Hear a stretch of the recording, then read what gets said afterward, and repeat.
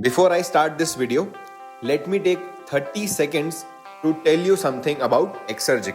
Exergic is India's most trusted and most experienced institute for online GATE preparation.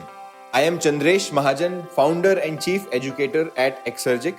I am an All India rank 37 in GATE Mechanical Engineering, an ex-Indian Oil officer having 7+ years of teaching experience as of now.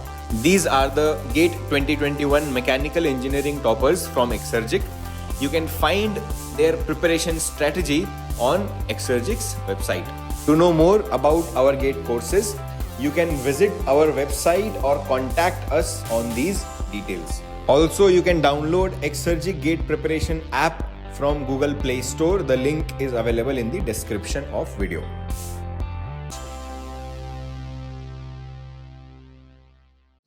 So now let us have a look at this question, where a sphere of mass 5 kg and radius 8 cm is pushed horizontally without rolling, along a horizontal floor with a speed of 10 meter per second.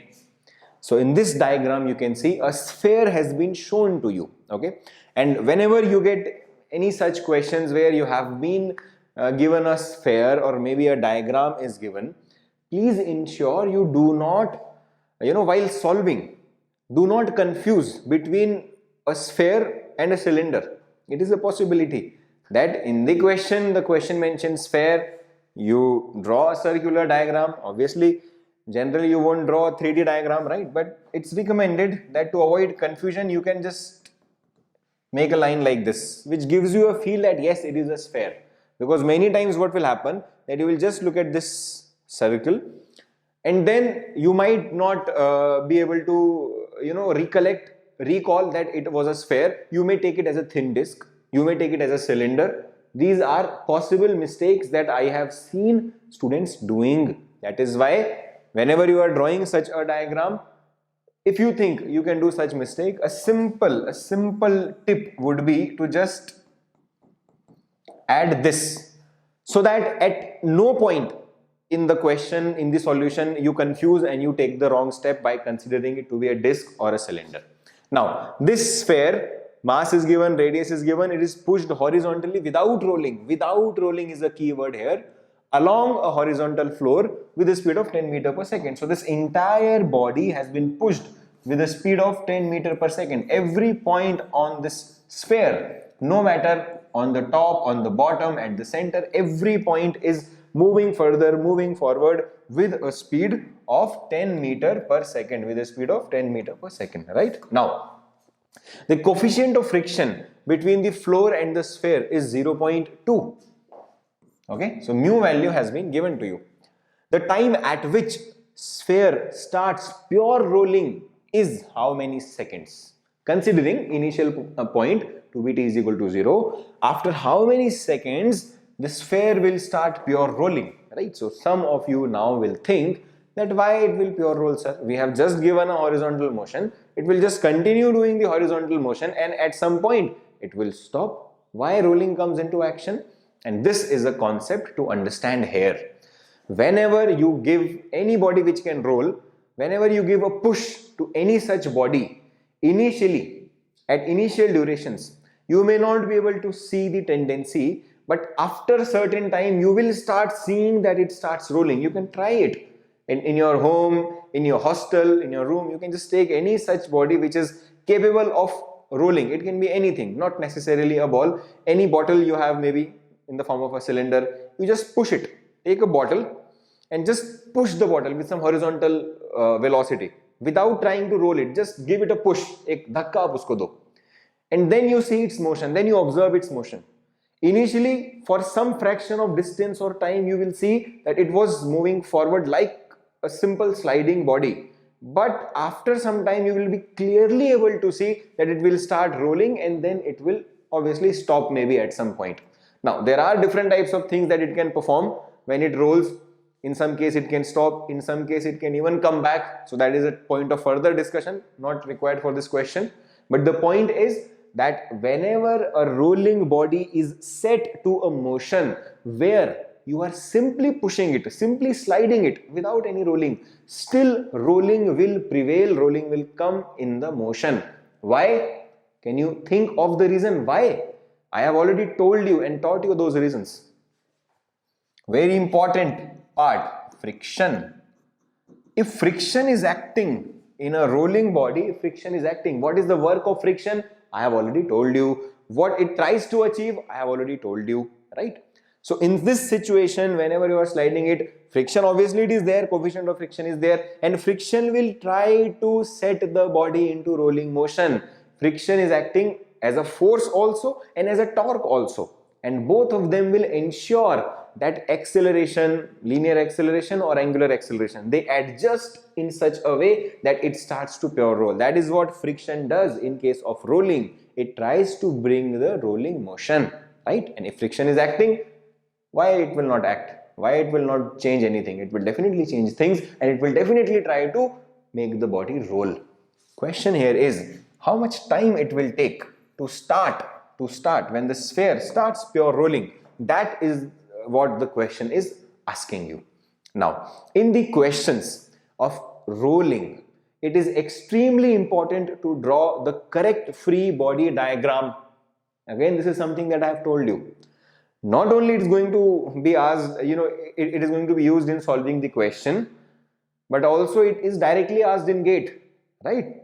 Free body diagram for such cases is directly asked in GATE, because friction and the direction of friction is something which is not fixed. Again, this is something that we have already covered, right? It is not a fixed direction of friction, and whether friction even will act or not, that also is not, you cannot say that it will act or it will not act. It depends upon the case, upon the question, right or not. So whether friction is acting in the forward direction, whether it is not acting even when it is moving, or when it will act in the backward direction, all these things are different, and obviously free body diagram will reflect it. If there is no friction, it will not be there, friction will not be there, if it is acting in the forward direction or backward direction. So all these things will affect the FBD and ultimately your answer. So drawing the free body diagram is also very crucial step in case of rolling questions. Now here you have been given mass, so definitely weight is going to act in the vertical direction. Obviously it is in contact with the surface, it is going to have an upward normal reaction. Both of them will be balanced, since there is no acceleration basically in the vertical direction, right? Absolutely everything is horizontal, force also horizontal, motion also horizontal. So this n value is simply equal to mg, and m is how much? 5, so 5g. Weight is also 5g, correct? This is not the 5g internet speed, this is 5g. 5 is mass and g is acceleration due to gravity, mg, right? Now other than that, we know it initially has a velocity same at all the points. And what about friction? Where should friction act? Whether in the free body diagram of this sphere, shall we draw the friction in this direction, or shall we draw the friction in this direction, or there is no friction? In this situation, imagine the initial situation. The body is sliding initially. It's a sliding motion. You have pushed it. So this sphere is sliding. If it is sliding, it is trying to move forward. Obviously friction will come, and it gives a clear sense that it should oppose that motion. So you might conclude that yes, friction is going to act in the backward direction. Correct? Why? Because this body, you are just pushing forward, and friction will oppose it, just like any other sliding or moving body, right? But this is not the reason that will always be there, always be true. You always have to verify the direction of friction by the concept of rolling that I have already told you. The concept of rolling is that friction will always try to make the body roll. It will always try to bring the value of V and omega in such a way that V is equal to R omega, right or not? Friction will always try to change the speed of center of mass, linear speed, linear velocity, in such a way that it becomes R times of its angular velocity. So friction acting will change not only the net horizontal force, but obviously about the center it is going to have a torque. So friction has the power to change the velocity also, because it is like a force, For a linearly accelerating body, it is acting like a force. Force causes acceleration, acceleration changes speed. So the friction force can change speed, and also this force about this center of mass is applying a torque. So torque causes angular acceleration. Angular acceleration changes the value of omega. So this friction force has the power, has the capacity to change both V and omega, and it tries to do that such that V becomes equal to R times of omega. Pure rolling starts. Correct? We already know all this. Now here, that is why this direction of friction is not only true because that this body is sliding further, so friction will act in the opposite direction, but also from one more point of view. Let me show you from what point of view. Look, if you look at the same body here, friction force is acting here. This is the center of mass. Initially, when this body is sliding further, sliding in the horizontal direction, there is only V, there is no omega, right? V and R omega are not same all the time. Initially, V is there, but R omega is 0, correct? Initially, friction will try to equate both of them so that both of them becomes equal. So initially, V is high, omega is 0. What friction will try to do? To make them equal, what friction needs? Friction needs to reduce V and increase omega, because initially the value of V, if I draw a graph, is high and omega is 0. So friction needs to decrease the V and it needs to increase the omega or R omega. R is just a constant, such that both of them becomes equal. That's when pure rolling will start. That is the condition of pure rolling. So here, to increase the value of R omega and decrease the value of V, this direction is perfect. Why? Because this force is acting in the opposite direction of the motion. Initially, it is moving in this direction. Now it is moving in this direction. Entire body is moving in that direction with the speed of 10 meter per second. So a force in the backward direction will reduce this speed, correct? So this will reduce. And this force is acting at a distance of R from the center. So a torque of F multiplied by R is acting, and that torque will cause the angular acceleration in this direction. That will increase the value of omega or R omega. Hence, a force acting in this direction, friction force, is ensuring a decrement of V and increment of R omega, and it will do it till it becomes V is equal to R omega when pure rolling starts, correct? So this is the free body diagram that we will achieve. The weight acting N will be equal to that. This friction force is equal to mu times of N.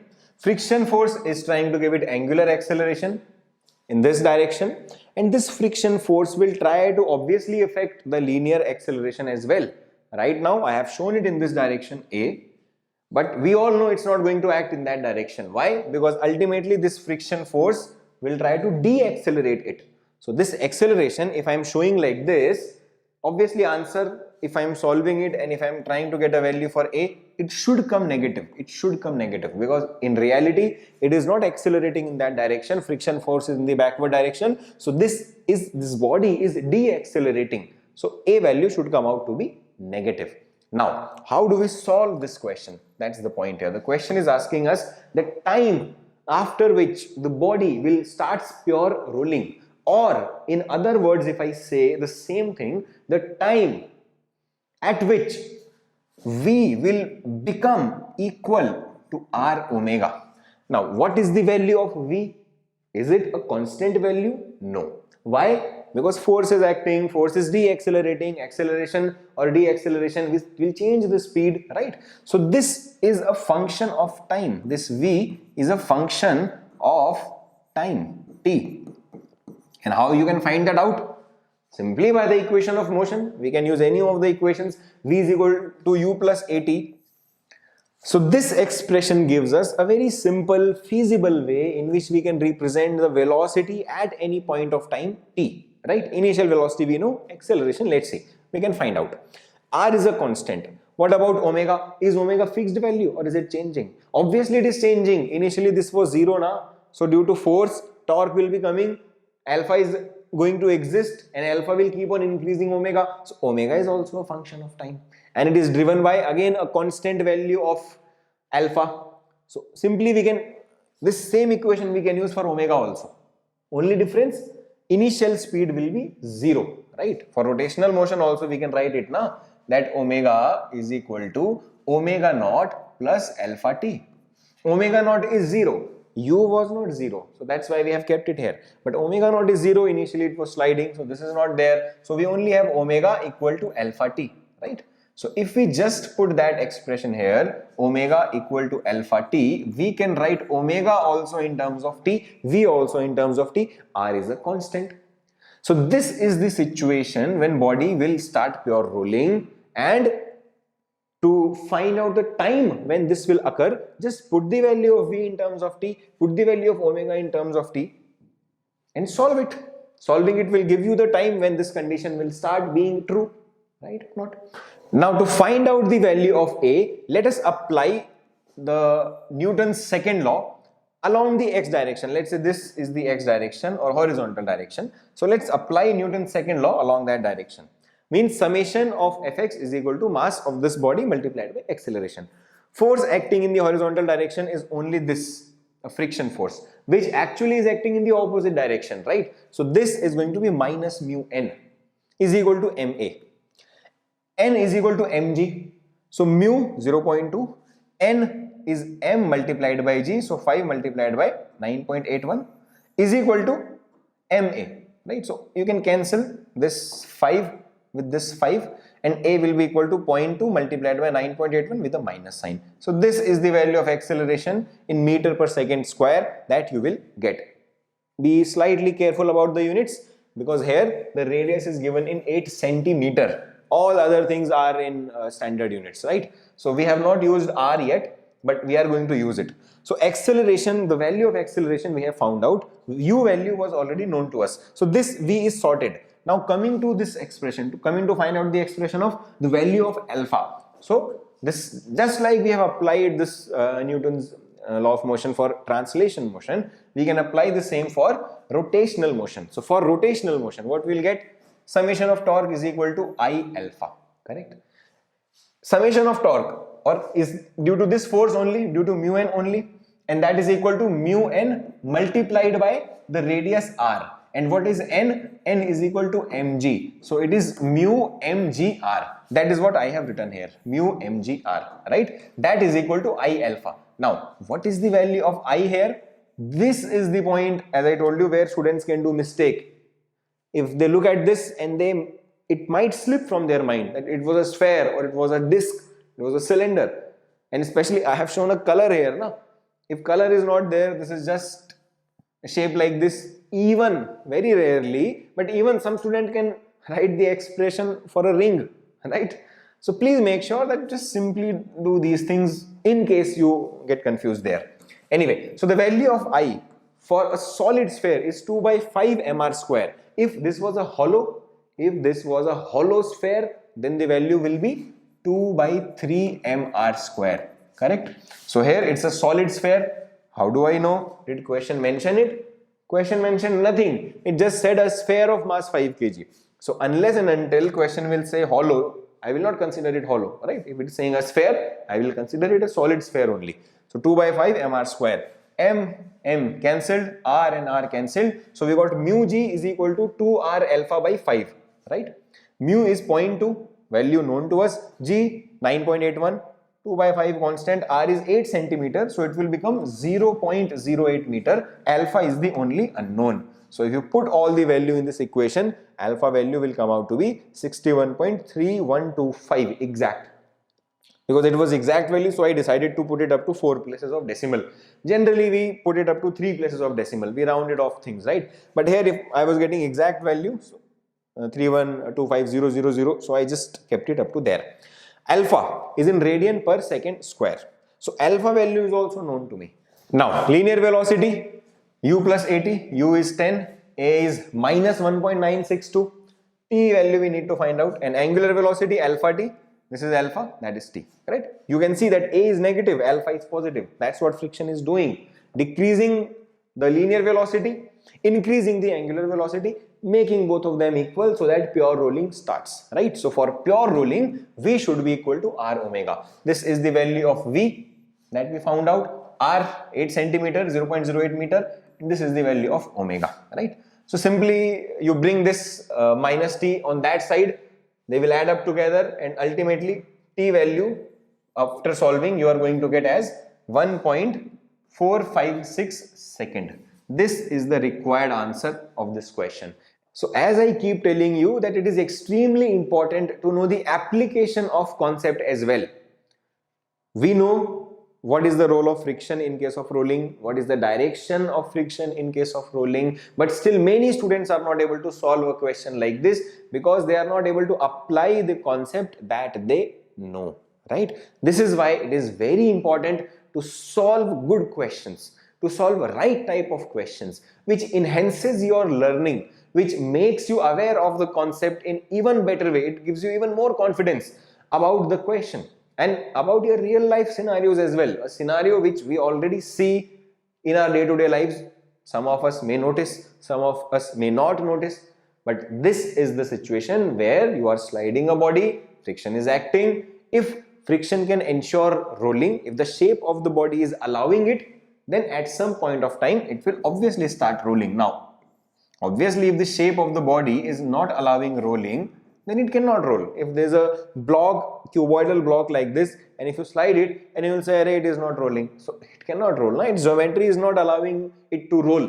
That is why here it is not happening. But any body, a ring, a thin ring, a cylinder, a thin cylinder, a hollow sphere, full sphere, all of solid sphere, all of these which can roll are going to experience this. So don't think that it is just a specific type of question that we have discussed. It is a question which is applicable in many rolling situations of different bodies where rolling is possible.